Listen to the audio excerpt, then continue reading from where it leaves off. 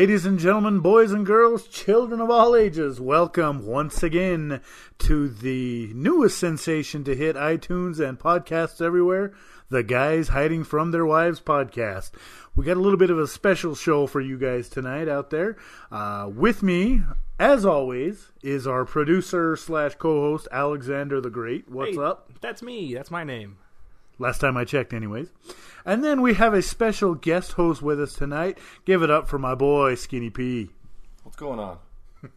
We're living the dream out here, buddy. We're hiding from our wives. Don't tell them where we're at. We were going to go ahead and excuse Magic Mike and the Juicy TK tonight. They've both had some previous engagements come up. It's just because they don't like us. And, you know, Trevor's tired of getting his leg peed on. It's just, you know, not a good situation. So, They heard I was coming. Yeah, that's what it was. They're like, no, I can't hang out with that guy.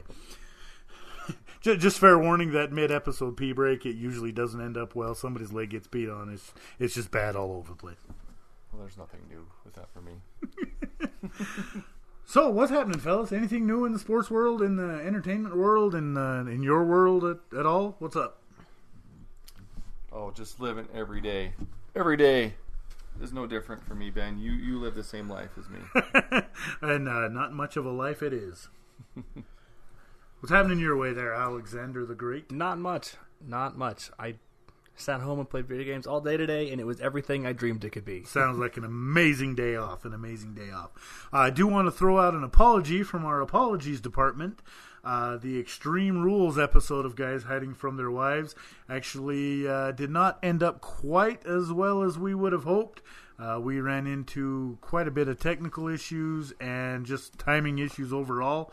We wanted to make that happen, but what we've decided, and here's probably what's going to go on, is we're going to do a special SummerSlam review episode, and we're going to try to just keep to the major WWE pay-per-views to start with, and then if we get a big enough interest, then that might be something that we look into and take that a little bit farther. But so bear with us, wrestling fans. I know you guys were looking forward to that one, and I do apologize, but hang tight. We've got SummerSlam coming up here in about 3 weeks, I think it is. I don't know the exact date for sure. I'll look that up.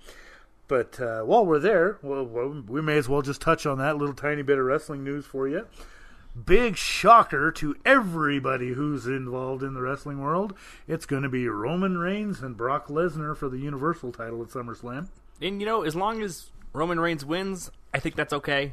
I don't mind. I just don't think they need to go through the whole convoluted mess that they went through to get there. Well, this is Roman Reigns, Brock Lesnar, 4 now? I just get it over with. You know what? And from backstage, what I'm hearing is this is supposed to be the one that Lesnar finally drops the title after 480 days, I think it is, as of recording right now. And I think he's defended it 4 times in that time. But something like it. Anyway, we're tired of Lesnar. Well, Calvin, just so you know, the whole thing they went through to get there is Roman Reigns and Bobby Lashley, 2 contenders for the title. They had separate matches, or I think they actually had a match against each other to determine the number 1 contendership. Yep, at Extreme Rules, they fought each other.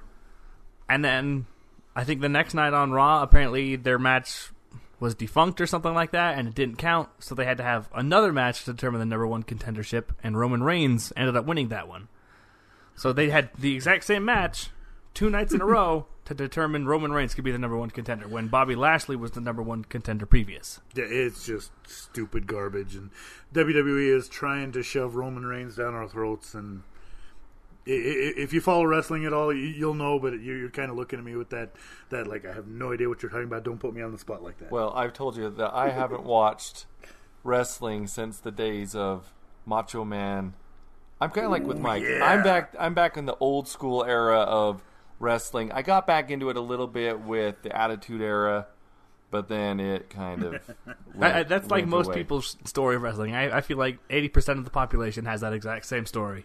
Well, and let me tell you why I think that is because when you had the Attitude Era and that, what did you have going on with it?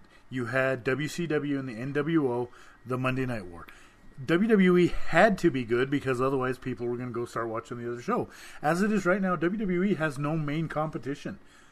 Everything else out there can't compete with it. I mean, sure, wrestling-wise, you they're not on the global scale that WWE is. WWE has no competition, so they can keep putting out garbage, and what else are you going to do? I mean, it's just frustrating. It's sad the way it is. The other title match at SummerSlam, AJ Styles and Samoa Joe. If you're interested in how that went down, it's actually kind of a funny story. We'll go ahead and, I don't know, we might hit that up on our Facebook page or Twitter or something like that. The other big news out of the wrestling world, Evolution, October 28th, is the first ever all-women's pay-per-view event. If you can even call them pay-per-views anymore, because I don't think anybody buys them from your cable provider. They're just WWE Network specials. But that's huge news. I mean, the women's wrestling movement has made incredible strides, and this is just the next step in the evolution of women's wrestling. I think it's awesome. I think it's incredible that the incredibly talented, incredibly worthy women of the WWE are finally getting not only to main event a pay-per-view, which has happened few times in the past, but they're getting their own pay-per-view. This is all women. It's going to be incredible. And the best part, Roman Reigns isn't going to be able to weasel his way into the main event. Actually, what I heard was that there was going to be a surprise entrant named Woman Waynes. Oh, Woman Waynes! Woman Waynes is the new women's champion. So are there enough women in the WWE to have a pay-per-view event that's going to last? Ones that are fun and interesting to watch, maybe. We'll see. And that's my biggest worry, is if the roster is indeed deep enough to put on a good quality length pay-per-view. I mean, don't get me wrong, you've got your top tier that are absolutely Sasha Banks, Charlotte Flair, Asuka. I mean, these ladies are incredibly talented. They're amazing in the ring, and they're not just nice to look at either, which is what you had for a lot of the Attitude Era. These, with the exception of Trish Stratus and Lita, but now, these gals are easy on the eyes, and they're phenomenal in the ring. I would say that some of these women could take on some of the lower tier guys, and even some of the higher tier guys. I would say, if given a chance. Yeah, you're not wrong. So it's just a matter to see if they'll be able to, put on a decent length pay-per-view, and I'm sure we'll get more storylines going leading into it. So I mean, just wanted to share that big news. Switching gears a little bit, we've talked about this quite a few times over the last 3 episodes. Finally, the World Cup is complete. Since our last episode, France ended up with that win over Croatia in the final 4-2. So congratulations to France for winning their, I don't even know how many this is for them, I think their second World Cup. And it's really cool that France won the World Cup, but man, did I want Croatia to win. I think wanted everybody them to win did. So Croatia bad. had that underdog story, and they won games that they should not have won when they beat Russia and England. At Denmark and England. I mean, they were underdogs in every match going in, and they nearly shocked the world. It was incredible. I can tell you this, as someone that does not follow soccer in the least, I knew about Croatia. And so that is a big deal. It was a huge thing for even fans of soccer were like, oh my God, Croatia's doing something this year. We don't know what they're doing, but somehow they're doing it. Yeah, it was purely a magical run. And it's just like you said, it caught non-soccer fans around the world. It caught their attention, which is incredible, and that's what you want to see on the World Cup stage. It was phenomenal. I loved the World Cup this year, top to bottom. As somebody who enjoys watching soccer, and it was great. I loved it. Moving on, NFL. We are literally days, if not hours, away from training camp, fellas.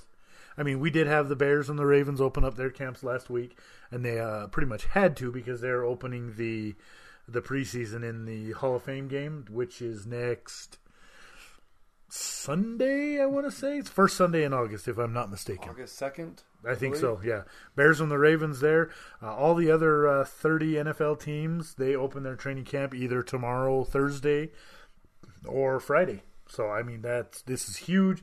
We've been waiting for this. Freaking so glad to have football season back. And you were correct. It was August 2nd. Way to go. Skinny P dropping the knowledge. Other news, Julio Jones is apparently in some contract arguments with the Falcons. He's decided he's going to hold out of training camp. Big surprise, Aaron Donald is holding out. Kind of along the lines of what we saw with Odell Beckham that we talked about early on in in one of our earlier episodes. I was talking to a guy yesterday, and he brought up an amazing point. He's like, these guys signed a 4-year contract or whatever, not a 3-year contract, and in the 4th year of this, that's when I'm going to argue and complain and cry about not getting enough money. No, you've got this guy signed for 4 years. He's playing for your team for 4 years. At that point, if you have to sit him on the bench, what do you do? I mean, they need to start enforcing these contracts, I think. I agree. I think they need to start throwing out fines for, like, not contract negotiation, because I think that can happen at any time, but, like, bitching on social media about, like, wanting a new contract for this and that or whatever. That has to stop. Yeah, and just this, well, I'm not going to play until you do it. I was like, you know what? You're under contract for me. You signed this contract. You're going to do what us as management tells you to. I mean, I signed a contract with my boss. Can you imagine what's going to happen if I go to work tomorrow and be like, well, I don't like this. I'm not going to work for you anymore until you fix this and pay me more money. What are they going to tell me? I see it. Well, this is something that really bugs me, and this is across all sports. Contract year.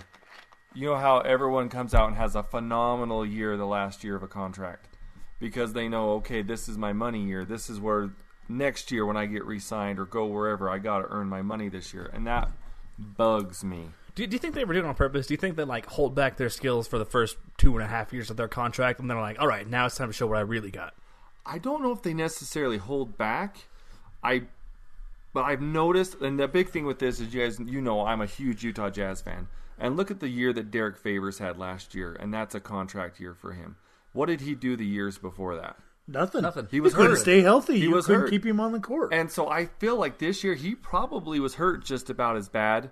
He came into this year in a lot better shape, but he probably played through some minor injuries that he wouldn't have the previous couple years. And I feel like that's just because it was a contract year. He wanted to make the money.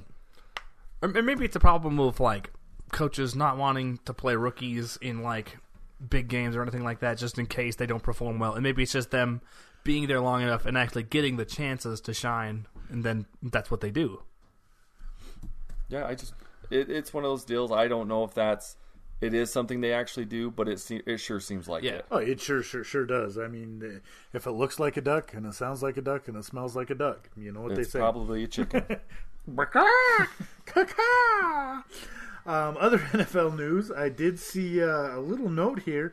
Possibility of Dez Bryant landing finally with an NFL team. Well, I guess you could call him an NFL team. The latest rumor is that Dez Bryant's going to end up in Cleveland playing for the Browns. Well, that's fine, I guess. I'm not a huge Dez Bryant fan, but... Oh, how the mighty have fallen. Great news out of the NFL world, though. I don't know if you guys saw this. Hall of Fame Bills quarterback Jim Kelly, they announced today that he shows no evidence of oral cancer right now, which is freaking fantastic. The story about it was he had, I'm not exactly sure what kind it was, but when they brought out that Jim Kelly had cancer, it was a big story a while back in the news, and so now to see that there's no evidence of that right now, that's just phenomenal news. Well, for our audience, in quotation marks, that definitely doesn't know who Jim Kelly is, maybe you should enlighten them, because I totally know who he is. Jim Kelly, for those of you who don't know, great quarterback for the Buffalo Bills in the 90s. Actually took the Bills to 4 straight Super Bowls. 4 straight. I mean, that's incredible. Didn't win any of them, but that's neither here nor there. We're not going to argue details about that. But, so great news. Continued thoughts and best wishes go out to Jim Kelly and that whole family. Anything else NFL-wise y'all want to talk about? No, not that I can think of. Moving on, I know you want to hit this NBA. You've been chomping at it over there. We'll get to it in just 1 second. Couple of quick hits we want to talk about in Major League Baseball. Trade deadline coming up. We've seen a couple of big moves. Arguably the biggest name on the trade block was Manny Machado moving to the Dodgers. I know a couple of Orioles fans who were quite unhappy about that and still brokenhearted. But I think that's great for the Dodgers. Machado's pretty good. Solidifies the Dodgers as the contender there in the National League. I don't know that there's too many teams over there that are going to beat them. Zach Britton, closer for the Orioles, ended up in New York. That trade was completed either last night or the night before with the Yankees. I'm not quite sure, as a Yankees fan, why. Is Britton any good? I mean, Britton's really good. Okay. He's phenomenal. But the Yankees do have arguably one of the hardest throwers in the league in Aroldis Chapman right now, who can consistently hit 100, 102 miles an hour with a fastball. Why do you go out and get Britton? It just doesn't make sense to me. But, I'm sure, at least I hope, Cashman knows what he's doing. Nathan Eovaldi, an incredible starting pitcher, was traded to the Red Sox this week. From where? Give me a minute and I will look that up as we're talking. A couple other... while we're on the topic real quick, the Red Sox and the Orioles, they're currently playing and they're under delay. Red Sox are up 5-0, which is great. Nobody cares. Nobody wants to hear about the Red Sox. People care. People love the Red Sox. Not this guy. Another couple rumors. J.A. Happ, he's a right-handed pitcher. There's talks that he may end up in Toronto with the Blue Jays. And then this last one I just got the alert on a little bit ago. Cole Hamels is a big left-handed. I think I'm not even quite sure which hand he is, but he's a big name pitcher. He's on the Rangers staff right now. There's talk that he's going to end up in New York. So New starting York could pitcher end for up the getting Yankees. 2 new pitchers that they don't need. Oh, sure, we always need pitchers. And on the note, Nathan Eovaldi is used to play for Tampa Bay. He was just traded to Boston. So, and one other note, Major League Baseball news, and I'm sure I'm going to screw this name up, but I'm going to try it anyway. Yoenis Cespedes, I think is how it's pronounced. For Sounds the Mets, good to Gringo me, that's for sure. is set to undergo season-ending surgery. He's had chronic heel problems. The expected recovery time on that is about 8 to 10 months, so he's going to be out. That's definitely a blow for the Mets organization. And as somebody who has, had heel issues in the past, it's not fun. You can't walk, you can't step, you can't push off. Absolutely brutal. We wish him nothing but the best. And again, I know you guys aren't big baseball fans, so we'll just move on past that. NBA talk. This is our boy Skinny's his main forte there. Finally, the biggest news since we talked last time about LeBron and everybody else. Kawhi Leonard has finally been traded. He's not in San Antonio anymore. He's on his way to Toronto in that trade that went down that sent DeMar DeRozan back the other way to San Antonio. What's your feeling? Is Kawhi Leonard even going to end up playing in Toronto? No, I almost guarantee he doesn't. I don't think he will either. And he's going to end up going somewhere after next year. But let's really think about that. You're going to go almost 2 years as a professional athlete in the NBA and really not play any kind of minutes of value for 2 years. Do you think that he's actually going to come back and do anything? So No, I don't at think- what point when he ends up in LA next year is in what shape's he going to be in? And they could shock us all. The Raptors GM has banked on this, and when he made this trade, he was banking on the fact that he's going to be able to re-sign Leonard after this year. I'll be 100% honest with you. I don't see it happening. Anybody but the Lakers signing him. Well, and Leonard has got this idea in his head that he's worth like LeBron levels of money. I don't think Toronto's going to be paying him what he wants. I'm not even sure if LA will pay him what he wants. I don't think LA can pay him. Not with LeBron on the roster. I look at Kawhi Leonard, and if you'd have gone back, the beginning of last year, before all this that happened in San Antonio, you would have thought him going to Toronto would have been the team in the East without LeBron being in Cleveland. But after seeing what he did in San Antonio and the attitude that he pulled, I think him going to Toronto is just going to be for nothing. Now Toronto's going to go from being a legitimate contender in the East to maybe not even contending in the East. Well, and we've talked, I don't know how many times, about guys that are that locker room cancer. That chemistry that Toronto had between Kyle Lowry and DeMar DeRozan is gone now. And DeRozan's not happy about it, about being traded. And I mean, who knows? Who's to see what's going to happen now? It's just crazy. One other trade that's gone down, it actually just went down a few hours ago. Carmelo Anthony ended up he's in a 3-team trade. I don't want to get into the rest of the pieces that were in that, but the big name Carmelo there is on his way to Atlanta, going to play for the Hawks, which pisses me off to no end, because I don't know if you guys saw, you guys did see this on Twitter. I can't even remember the guy's name. He posted a thing that said, if Carmelo Anthony goes to the Rockets, I will buy everybody who retweets this a copy of NBA 2K19. Well, I retweeted it, and guess what? He's not going to Houston, so I don't get my free crap. Yeah, I can't see Oklahoma City trading Carmelo to anybody in the West. No. Even though I don't feel like Carmelo is the Carmelo that would make an impact on a team like he did in his early days, he could be a pivotal key position player if he could get to a team that needed someone like him. Because he can shoot. The guy can shoot the lights out. He can shoot, and if you get him on a team with somebody like in Houston with a James Harden that can take anybody off the ball and can shoot. Chris Paul too. Yeah, and Chris Paul too. All you got to do is Carmelo can just sit on the wings, and you can't leave him open. So then what do? You got to double team James Harden. But it didn't happen, so it doesn't matter. He's not in Houston. Well, and we kind of talked a little bit about it before too, with there was no way that it just makes no good business sense that you're not going to send somebody like that to one of your rivals. Mm-hmm. I mean, why would you? It's like, oh, don't worry about it. I know I'm going to play you 4 times this year. Here's somebody that's going to beat the piss out of us. Yeah, good plan. Kevin Love did sign a monster contract extension. I don't have the numbers right in front of me, but he did re-sign with the Cavaliers. Questionable decision at best, just for the simple fact that what's Cleveland going to do now? What is there in Cleveland that makes Kevin Love re-sign for 4 years for however much it's over $100 million. Oh yeah, it was a nice chunk of change. And that doesn't leave Cleveland a lot of money to do much else. Well, yeah, you're not going to be able to go in. Well, obviously there's no big name free agents left, but you're not going to be able to really get anything in there to help him. No, they're pretty much the same team without LeBron. They're coming back with, at least so far from what I've seen. There's not been any huge moves. And at that point, I don't think that's even a team in the playoff picture in the East at this point. Or bottom rung.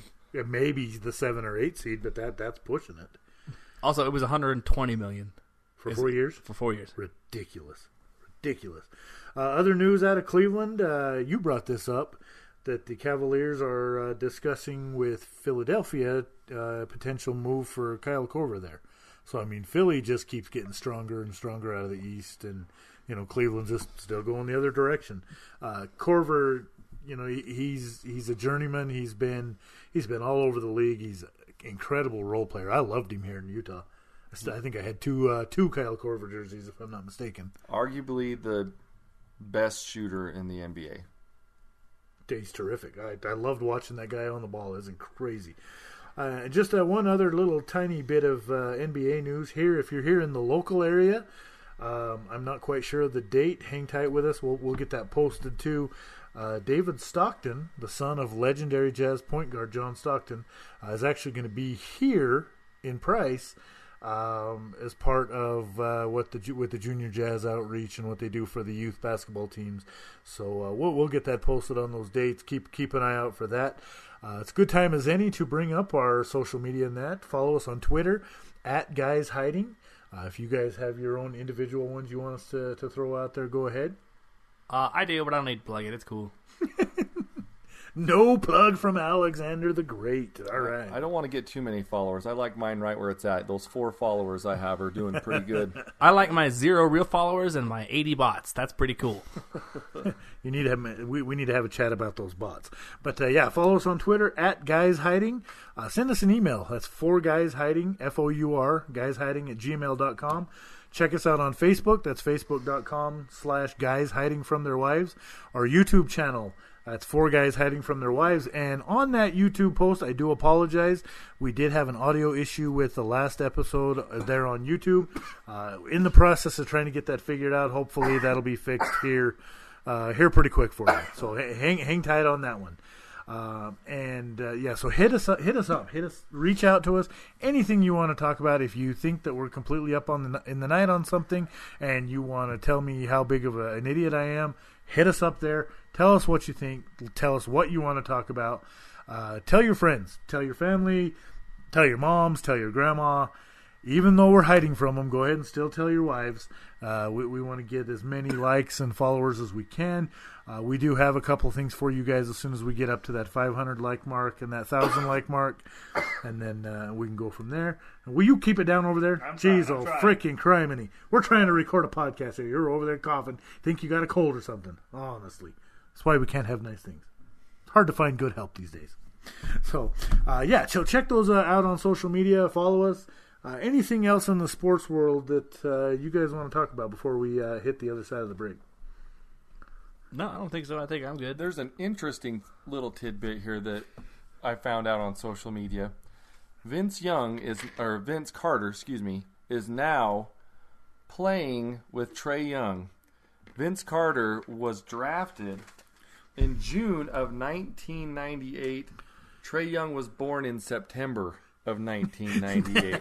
He was playing with somebody that was born the year that he was drafted. That is just an interesting that's incredible tidbit of information. But well, that's incredible. You've got a guy like Vince Carter, and just for the record, that they're both in Atlanta now, right? Mm-hmm.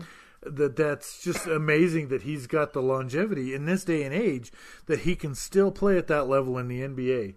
You know, with guys like a LeBron James and a Kevin Durant. Obviously, he's not the Vince Carter of old. No. But if you can still compete and play at that level in the NBA, that's phenomenal. 21 years in. Oh, yeah. And if you haven't seen it, go watch Vinsanity on Netflix. It's worth watching. I loved watching Vince Carter. That guy has got some ups. I have never seen anybody jump like that guy. It's crazy incredible. Well, as we talked about, we do have a very special second half of our show coming up for you. We talked a little bit about it last week and said that we could go on for hours about this, so we're going to give it a shot. We're going to try to cut it into the time for a second half of the show. We're going to discuss Star Wars, and that's why we've brought in our resident Star Wars expert, Skinny, over here. And I'm just going to say this. I've got a bad feeling about this. But here we are, episode 4 of Guys Hiding from Their Wives. Chances are we may or may not have one of us as the whiny little bitch, just like episode 4, A New Hope. So hang tight with us on the other side of the break. We're going to get into that. Wish us luck that nobody gets their leg peed on, and we're going to take that break. We'll see you in a few.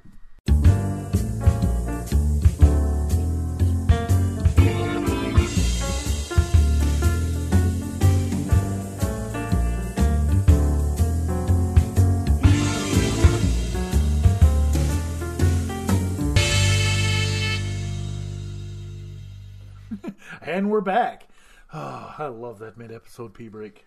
You guys got to try out that bidet. It's freaking amazing. You're supposed to sit on it, right? Not just let it spray you in the front. Well, that too. Whatever. I mean, hey, that was a bidet. It's your bidet. No, Calvin, that wasn't a drinking fountain, brother. Well, I might be calling in sick tomorrow. At least it's clean work. At least it's clean water. It's clean water. It just comes up out of the toilet bowl. Not after you use it. After I've used the toilet, it's contaminated for years. We got 3 Mile Island toilet in there. There's particles, man, particles. All right, funny story, and I'm sure you guys want to hear about this. This is great. So, if you may or may not know, I had some drain issues at my house this last weekend. I don't even want to call it a septic tank issue because the septic tank didn't back up. I just had drain issues. We had a massive clog somewhere in the drain and couldn't get it figured out. And my landlord comes over and is talking about it and tells it. And, you know, my wife tells him that I have famously huge turds. And he just laughs. Guardians of the Galaxy. And then, no lie, he flat out tells me, he's like, I'm totally changing your name in my phone to Drax. So there you have it. Well, and then we got the clog out, and apparently it's not as bad as first thought. So he says that I'm not full on Drax yet, but he still got me in there as Baby Drax. So moving forward, apparently I'm known as Baby Drax. There's worse things to be known as. Yeah, it's true. Like Skinny. Well, those of you that know my man Skinny over here know why we call him that. I really don't know if it's true. I don't care to know, but I'm sure somebody out there will let us know that. But anyways, here we are. Star Wars. Arguably, the biggest movie franchise in the history of this galaxy, galaxies far, far away, a long, long time ago, anywhere and everywhere. We're going to talk about them. I really hope that we can do it justice in the limited time we have. It may turn into something that we need to do one episode at a time. We'll see where it goes, and if that's something that we need to do. One other thing before we get going on that reminds me, I need to talk to you about this mustard issue we talked about. Oh, yeah, we have a mustard issue, apparently. Okay, and hit us up, shoot us a message on these social medias. Can you tell the difference between different brands of mustard? I mean, we've got your usual Walmart brand, French's, Heinz, whatever else are out there. The three of them that we've talked about, I still need to go and try these. I'm going to do it before we leave here tonight. Probably not going to get it on the recording, but we'll let you know how it turns out. There is a taste difference. At least that's what our producer and co-host here, Alexander the Great, tells us. There's 100% a taste difference. My wife insisted there wasn't, but I knew there was, and she went to the store and specifically bought 2 other kinds of mustard so we could try. And sure enough, there's a difference. And you're talking like yellow mustard. Yellow mustard. We're not meaning like Dijon mustard. No, they're just straight different brands of yellow mustard. You know what I mean? Well, yeah, obviously there's going to be a taste difference between yellow mustard and a grain mustard and a honey mustard. Well, that's why I was wondering. I was like, well, of course. Give me a little bit of credit here, man. I mean, you have seen the kind of people I hang out with, so you never know, though. But, so Star Wars. I mean, and they keep putting out these massively huge blockbuster movies. Well, I guess you could the argument could be made that they're great. There's a lot of people that I talk to that don't feel that way, that feel they should have stopped. There's people that feel they should have stopped after making the original trilogy, but they should have never made the prequels. But that's what we're here tonight to discuss. Before we really get into it, I'm going to put you guys on the spot here a little bit. I want your orders, okay? Give me the order. And not necessarily, your best to your worst. Skinny, since you're the noob here on the panel, we're going to go ahead and throw it to you first. Hit me with what you got. Okay. Now understand this though. My order for Star Wars, even though I'm ranking them from what I consider the best to the worst, even the worst Star Wars movie I love. Oh, absolutely. So it's not that I don't like it if it's at the bottom of my list. It just means that if I'm going to go pick one to watch, this is what I'm going to watch. Okay. So, of course, it's going to start with Empire Strikes Back. Of course. Second, Return of the Jedi. Okay. Third, Revenge of the Sith. Okay. Fourth, Rogue One. Fifth, The Force Awakens, which I think that might surprise some people that it's so high up there. No, not really. I'm not going to keep numbering them. I'm just going to go with the order here. Then A New Hope. Then The Last Jedi. Wow.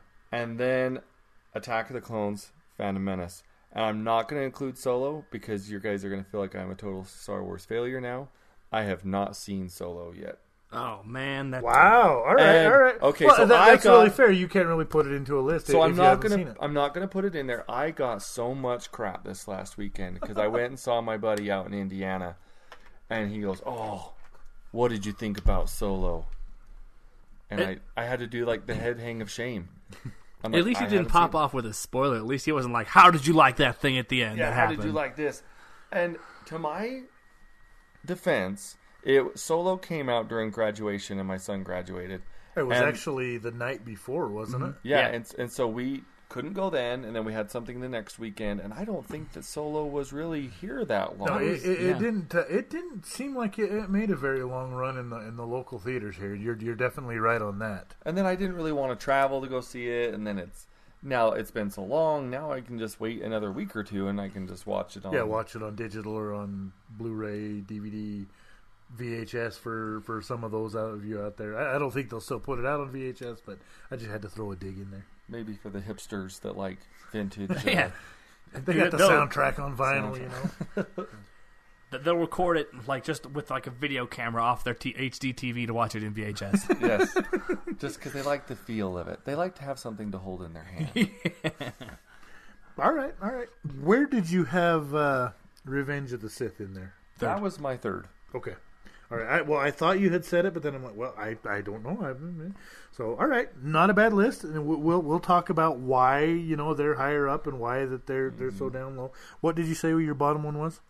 Phantom Menace. Right behind Attack of the Clones, right? Yes. Okay. All right. Alexander the Great. All to you. I guess I'll go next. My first three are the exact that's same. why I threw it to you. Well, my first three are the exact same as Calvin's: Empire, Jedi, Revenge of the Sith. Those are the three best Star Wars movies, almost objectively, I would say. Well, sure. We'll talk about that here in a minute. I said objectively. Your opinion's wrong. All right. For those whose opinion matter. And then I have Solo. I love Solo. I thought the movie was great. You were just in love with Emilia Clarke. Obviously, yes. Well, the fact that she has the same name as your wife, I guess, counts for something. It's true. And then I have A New Hope, and then Rogue One, then The Last Jedi. I actually have The Last Jedi above The Force Awakens, which is next, which is kind of a hot topic. And then Phantom Menace, Attack of the Clones. All right. Well, and then for me, and again, this kind of goes along with what you said. There's not one of them I don't like. If I had to pick one that I don't like, it's going to be the bottom one. And I mean, my feelings about it are well known. But I'm going to go Empire Strikes Back, then Revenge of the Sith. Solo actually comes in at number 3. Ooh. Solo was freaking terrific. So good. So now I feel even worse. No, don't feel bad. We'll get you there. And then, and you did talk about this. It is going to be hotly contested, I think. Then I'm going with Episode 8, The Last Jedi.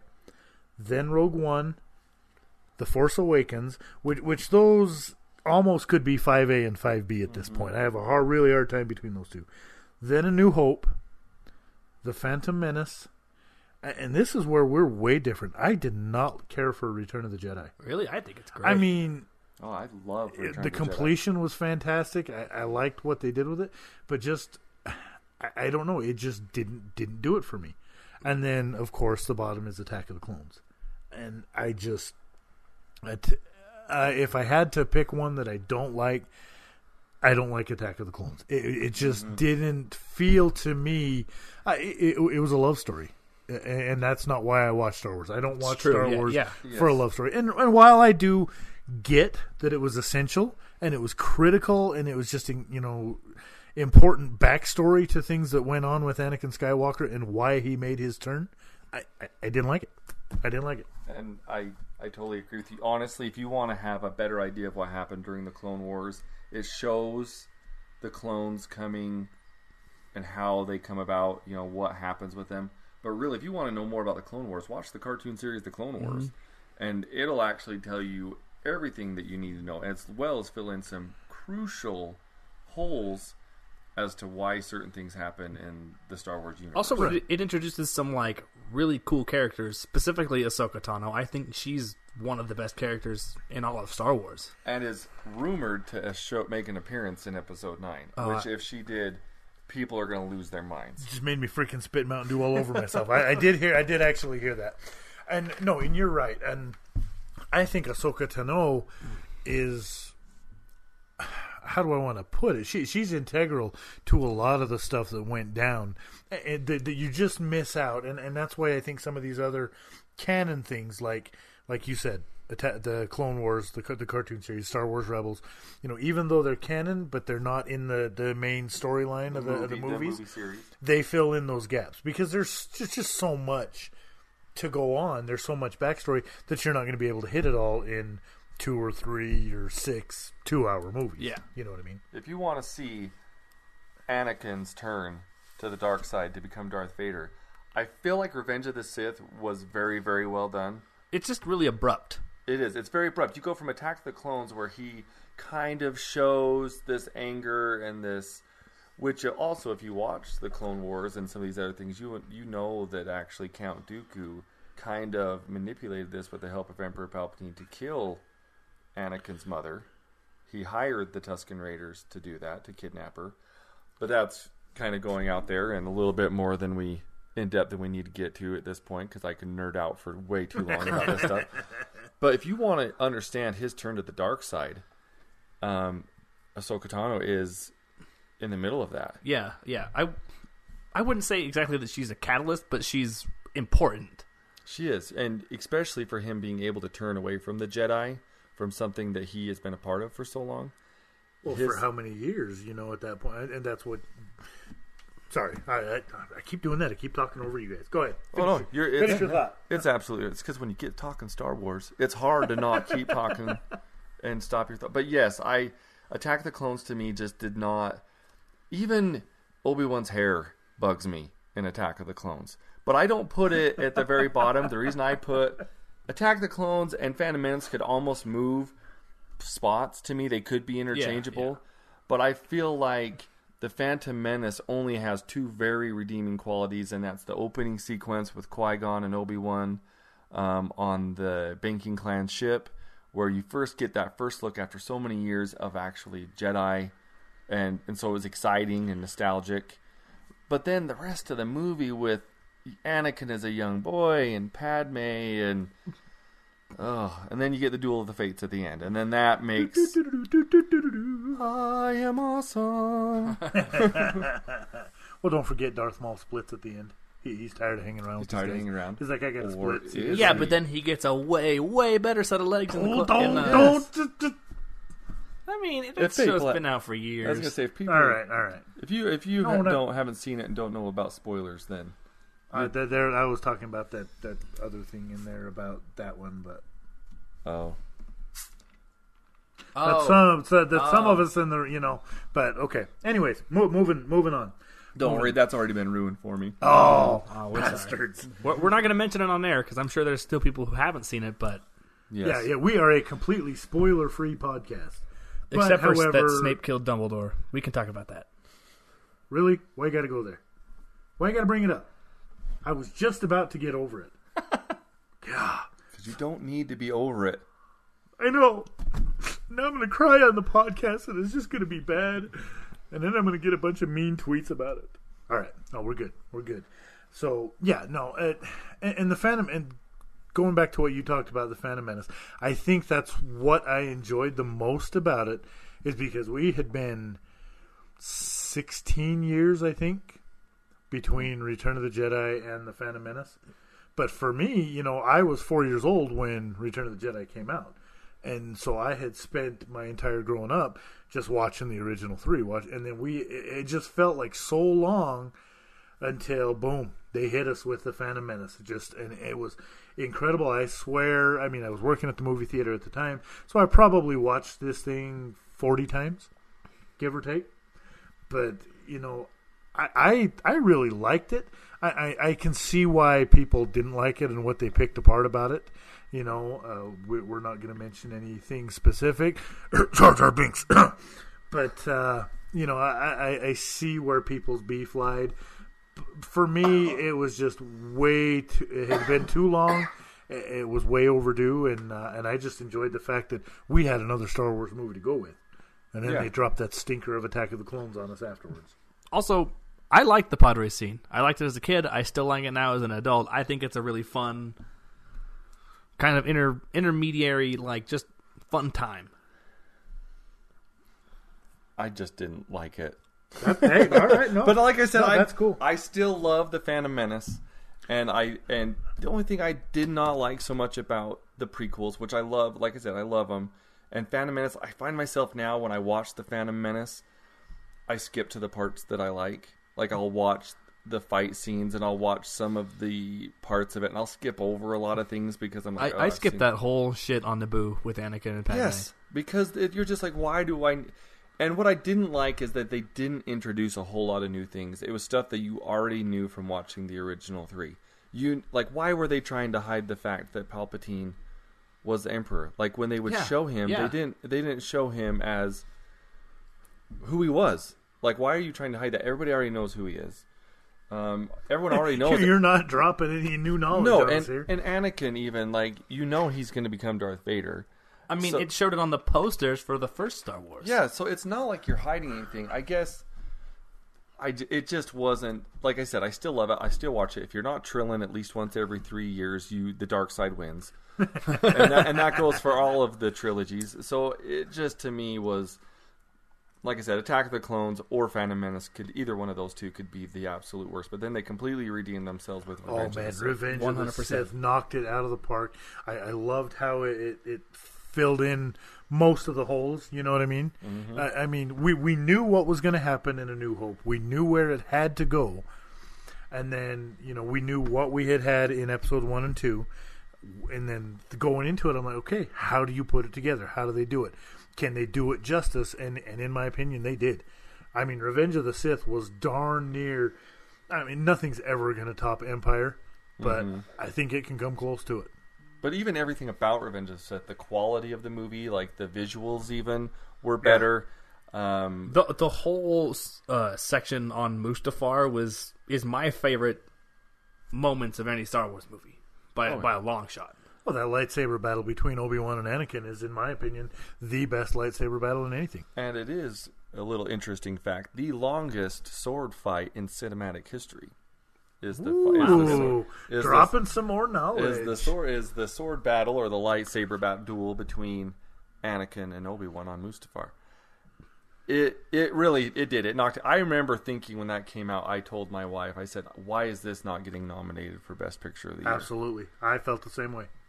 Even though I know people didn't think that Hayden Christensen's performance was that great. Like his bad guy stuff was like incredible. Like there was some shit like when he killed the younglings at the temple that was like that was kind of whatever. I'm gonna tell you something about that one when you're done with your thought. Or just like the most of the stuff between him and Padme, like all the stuff before the end. Honestly, is bad. From the second that he makes that decision with Mace Windu in there with Palpatine, that he makes the decision to turn on Master Windu and join the Emperor, you'd really get that, like, from there on to the end is just epic. Oh, yeah. That's incredible.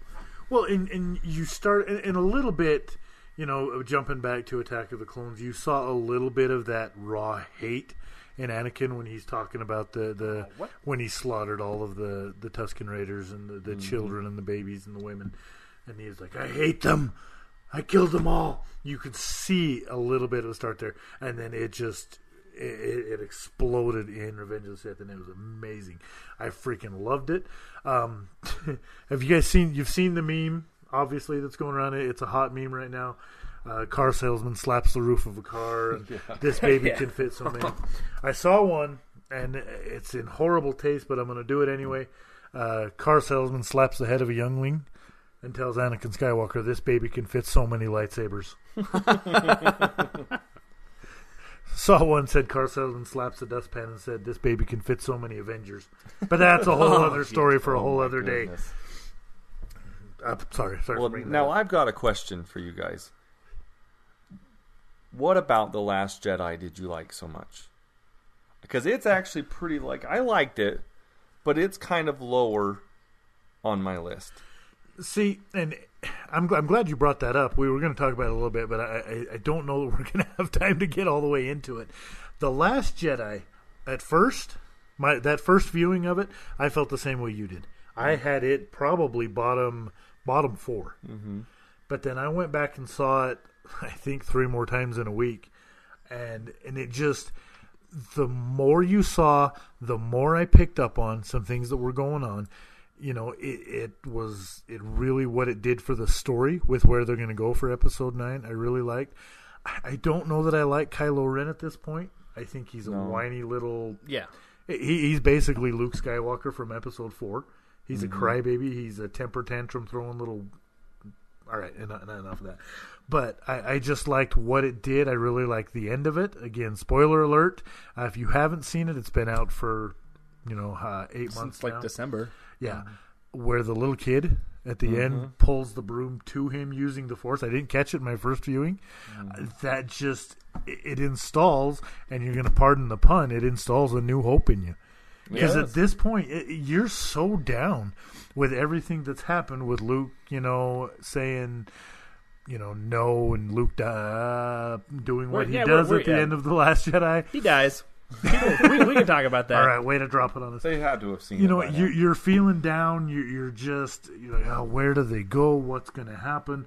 What's up with the First Order? What's up with the, the Resistance? And then just it gives you that new hope, and it just I'm optimistic now for what's going to go on in Episode 9, and I'm excited. That's what I think it did. And I don't know that we'll really truly appreciate the greatness that was The Last Jedi until after Episode 9 comes out. And that's what I was wondering too, because I've asked people, because I'm in the same boat as you as far as with Empire and Return of the Jedi. When they came out, I was a little kid, so the only movie I remember going to in the theater was Return of the Jedi, and I don't remember the movie. I just remember that was the movie we went to. I can remember bits and pieces of it. But I've talked to people that can remember that, and they said after Empire, they felt like, what in the heck? Empire ended on such a down note. It dropped so many bombs on you. Oh, Darth Vader is Luke's father. Oh, Han is frozen in carbide. Is he alive or dead? And they actually did that, not knowing if Harrison Ford was going to be coming back for Return of the Jedi. So they kind of did it so they'd have a way to tie him off if they needed to. But I feel the same way. I kind of keep Last Jedi down towards the bottom because I don't know where it's going to rank after Episode 9. And if it really ends up being that it was necessary to make Episode 9 great, then I think it might move up. There was just, to me, too much comedy in it. And I think that's been kind of like Disney's thing, because even the Marvel movies have been going that way too. Mm-hmm. Yeah, no, and to answer your question, I just liked how it left building up for Episode 9. I don't think I ever specifically answered what I liked the most about it. I liked the lead into what's coming. It gives me that anticipation for I know what's going to come that has to complete this story, and it's going to be freaking incredible. Do you think Kylo Ren is going to be redeemed? Do you think it's going to be like Return of the Jedi? I would like to think so. I hope he does, but in my opinion, this is just my theory. There's no, not anything substantial here. I don't think you see it go one way or the other. I don't think there are any black and whites, because as Yoda said, or no, I don't think it was Yoda. Somebody said, Obi-Wan said it. I'm sorry. I just alienated the entire Star Wars fan base. Only a Sith deals in absolutes. Mm-hmm. I don't think it's going to be something as easy as black and white. I think there's a huge gray area in between it. That's where we're going to see Kylo Ren. That's where we're going to see Rey. That's where we're going to see, what's going on with the First Order and the Resistance fall into that blurred area. And I don't think you're going to see the First Order doing things, or I don't think you're going to see Kylo Ren completely jump to the light side, and join the Resistance, and then the good guys are always going to win. I think it's going to be somewhere in the middle. could be. I think either that or they'll turn it completely on its head, and they'll have Rey join the dark side, and then they'll just. That would be fun. I don't hate that. So who knows? Like, I feel like people criticize The Force Awakens and The Last Jedi for being too similar to A New Hope and Empire Strikes Back, because you can see even there are parallels, absolutely. Yeah, with The Last Jedi, they're on a planet that's white, and they have these bunker scenes, and they have these AT-AT type things coming at them, and there's a lot of similarities. At the end of Empire, there feels like there's no hope for the rebellion. At the end of Last Jedi, there's no hope for the Resistance. I would like to see them, but that's also what makes it so good. Does that make sense? Yeah, because you're messing with. Why mess with something that works? Just you're replaying the story a little bit differently. Well, and also but the with new last time they characters. tried something new, people hated it. Yeah. You can't ever make You're any not of them going to happy. please Yeah, it's everybody. true. You're going to have your one side that's, I hated it because it was new, and then when you go back and do something, I hated it because it was the same. It was the garbage. same. Honestly, I'm not sure anybody hates Star Wars as much as Star Wars fans do. Exactly. And you're not wrong, not even the slightest. If it's not exactly how they picture it in their head, then it's garbage. Yeah. And even if it is exactly like how they picture it in their head, it's garbage. Because, for whatever reason. Well, and I think partially what made The Last Jedi so good for me, too, is I didn't watch a preview going into it. I actually watched one. It was at the beginning of Thor Ragnarok. And that was just because I was in the theater in the middle of a row and I couldn't get out. Mm-hmm. I tried to pay as little attention to it as I could. Take earphones with you. But I didn't. I knew nothing about it going in. Because that was, I think, part of my problem with The Force Awakens, too, is I read so much going into it. I bought into the hype. And you're never going to have anything that's going to live completely up to the hype that you put on it. And so I tried to go into it. But that was just me. You know what I mean? Overall, and we talked about this with the Empire Strikes Back when it first came out in theaters. People hated it for I don't know how long. It never even got like The Last Jedi is now. I don't know that it, and obviously you didn't have your internet boards or Rotten Tomatoes or anything, but people hated it. People did not want to see the next one, and until Return of the Jedi came out and closed the cycle, if you will.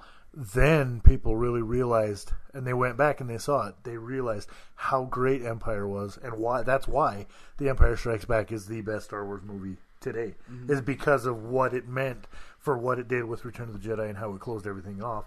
And I think once Episode 9 comes out, the same thing's going to happen with The Last Jedi. People are going to go back and realize, wow, this was really a lot better than we gave it credit for. Well, and real quick before we finish up, can we talk about why you don't like Return of the Jedi? Why it's so low on your list?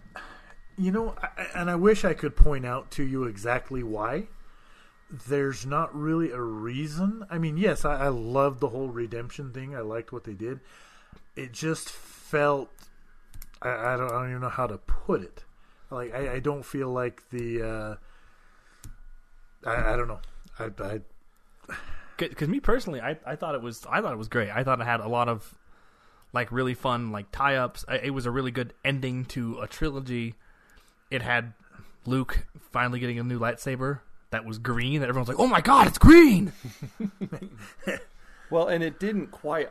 It didn't end the way I think people thought it was going to end, because I thought that I really think that they thought he was going to have to kill Darth Vader and he was going to have to kill the Emperor, but to see Darth Vader's redemption, and that actually the love of like a father can overcome this hatred, and that there is always a little bit of good in people.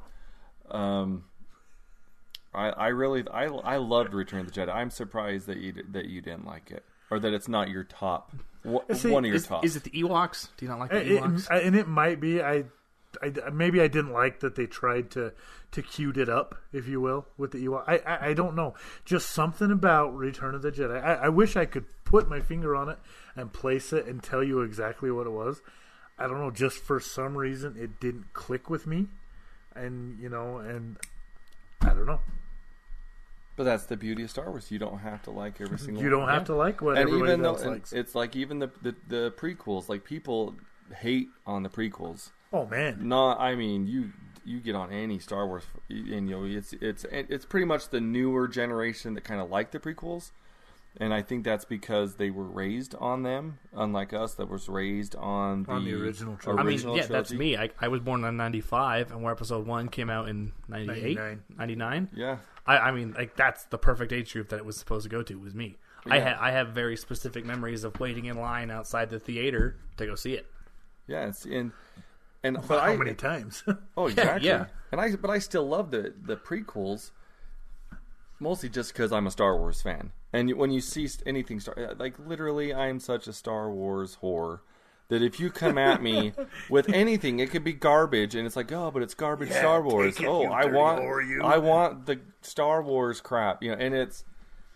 And because this is another thing that they talk about a lot with Star Wars. Do you feel like it's oversaturated? Do you feel like now with a movie coming out every year, is there too much Star Wars coming out? I thought there was going to be. I truly thought like this is too much Star Wars, but I have been proven wrong. It's like the perfect amount of Star Wars. Because they're good. I agree. And I felt the exact same way you did. I felt like, because we've talked about it several times, and I'm going to use the Disneyland example. We get to go to Disneyland every couple of years, give or take. Yeah. And we've always said if you go more than that, it loses its magic. If you had season passes and you could go every weekend if you want, it wouldn't be the same. And see, that's how I kind of felt it was going to be with Star Wars. It's like, okay, they're starting to put out a new movie every year. It's going to overdo it. It's going to make it so that it doesn't feel the same when a new one comes out. It's not going to have the magic. But to this point, I'm happy to have been proven wrong. Just like you guys said, they've been really good. I loved Rogue One. I loved Solo. I still recommend you get a chance to see it wherever and whenever you can. I don't condone bootlegging on this podcast, but wink, wink, if that's something you need to do, make sure you watch Solo one way or the other. I do apologize. We're not going to be able to get as in-depth into what we liked about each one of them as I had hoped. I knew it was going to happen. It's even though, and Solo, interesting point, was the first in any of the Star Wars universe to not have a Skywalker. Yeah, it's true. Well, that's true, because Rogue One has Darth Vader. Uh-huh. Mm-hmm. And Princess Leia shows up in there, too. And Princess Leia shows up in Rogue One as well. I feel like a fool for not having seen Solo yet, because I have seen literally every other thing about Star Wars that you could ever probably see. Even things that now are not canon, which kind of make me mad. Like the Star Wars Christmas special? You seen that? Yes. and yes, I'm a Star Wars whore, so I would, if I could get a hold of that, copy of that, I would probably have it. He takes the Star Wars Christmas special all over his face. Oh boy, I would also love to have a copy of that, just for posterity's sake, not because it's any good. Yeah, it's horrible, but it's Star Wars. I want to have one just to say I have it. It's Star Wars. So it's Star Wars. And here's the other big news about Star Wars before you get towards the end of this. Season 7 of the Clone Wars, did we mention that already? Is coming out. It'll be on Disney's streaming service. Disney's going to own the world because they own Marvel, they own Disney, they're going to own Star Fox. Wars. Yeah, give it a few months. They own Sony Pictures now. And so there's not going to be much reason to have Netflix other than Netflix's original series. Right. But that is big news. And anyone who has not seen Clone Wars, especially because Star Wars Clone Wars is canon, meaning that it is significant for the movies, meaning that it can fill in big holes. If you want to know about why Anakin was the chosen one, you have to watch the Clone Wars. There is specifically 2 episodes in there that show that he could have fulfilled his destiny even before Return of the Jedi. All right. Well, and I will be the first to admit, and I'm sorry, but I have not seen the Clone Wars. And just from what we've talked about, I need to, and I'm going to. They're easy to watch. 20 minutes an episode. You can sit down and watch a couple at a time, and you don't have to binge watch it. All right. Well, just in case our boss happens to be listening to this, that's not what I'm doing if I take a sick day in the near future. So, yeah, just as long as we're getting that out there. Again, I do want to thank everybody out there for coming along with us on this ride. We're 4 episodes in, and we're having a blast doing this. I freaking love it. Thank you, everybody who listens. Thank you to you guys. Thanks for having me on. For coming in with us. Thanks for coming in and talking some Star Wars with us, Skinny. A big, huge thank you. I'm going to throw him some mad props right here to our producer, Alexander the Great. He definitely earns that title. He does all the hard stuff. He goes in and he makes sure that I don't sound completely like a tool. Okay, well, he's failing at that part. But he goes in and he edits with our sound, and he makes sure everything's uploaded. He's the one that makes it so this comes to you. I do the easy part, and I come and sit here and talk, which is what I'm good at because I'm a blowhard. But a mad thank you to him. Even though they're not here tonight, a big thank you to Mike and the Juicy TK, Trevor, for coming and hanging out with us. And in the future, you know what? We're going to keep this guest host train rolling. So, we'll have you back on, especially when it gets rolling into the NBA season. I know that's where your forte lies. Yes. We'll get into that. And, and we're going to have a bunch of other stuff coming on. And we'll probably revisit this Star Wars. We may take a time and just do an episode, if you will. Yeah, you could easily do an episode. Well, we could do 9 episodes. I mean, that's a lot of episodes for us to do. So, well, technically there's 10. Oh, I guess so. Yeah. And then who knows by that? And we're not going to do them every week, of course, but we'll mix it up. Maybe throw one a month in here. Again, get out there. Follow us on Twitter at Guys Hiding. Send us an email, 4guyshiding@gmail.com. Check us out on Facebook. That's facebook.com/guys hiding from their wives. I'm going to go ahead and hopefully get on Facebook here, and hopefully I'm out of Facebook jail. Hopefully my 24 hours is up because I tried posting a picture that apparently wasn't kosher, but yeah, that's a whole other story for a whole other day. Check out our YouTube page, 4 Guys Hiding from Their Wives. And again, just thank you guys for being here with us, for jumping on this train early on. We'll talk to you guys later on. Peace.